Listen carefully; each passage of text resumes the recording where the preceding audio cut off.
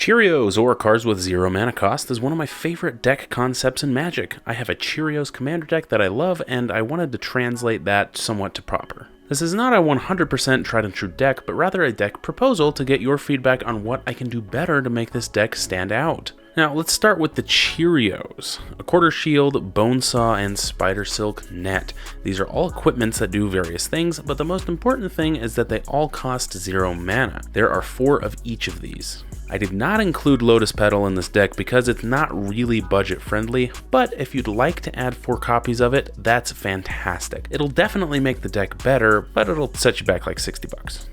Now, how do we use these free cards? Well, we've got 4 copies of Firebrand Archer to help us deal 1 damage to our opponent each time one of our Cheerios comes out. Next, there are 4 Nettle Drones that tap to deal 1 damage to our opponent.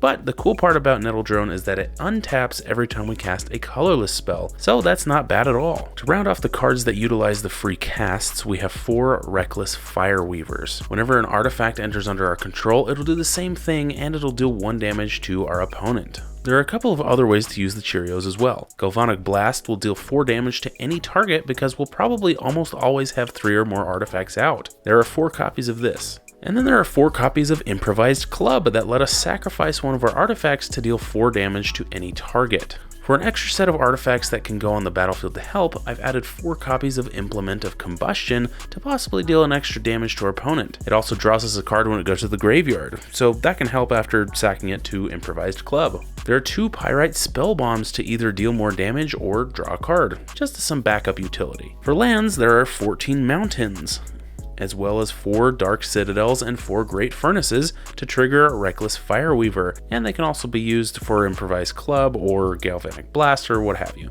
Now we're going to scooch on over to the sideboard here, where there are 3 copies of Tormod's Crypt to be backup Cheerios that remove graveyards, 4 Red Elemental Blasts because I feel like a blue deck would really try and ruin all these shenanigans we're pulling, 3 Viridian Longbows for that damage to any target, but specifically probably flyers, and they're also artifacts. I added Artillerize 2 because I like having an extra 5 damage in my back pocket.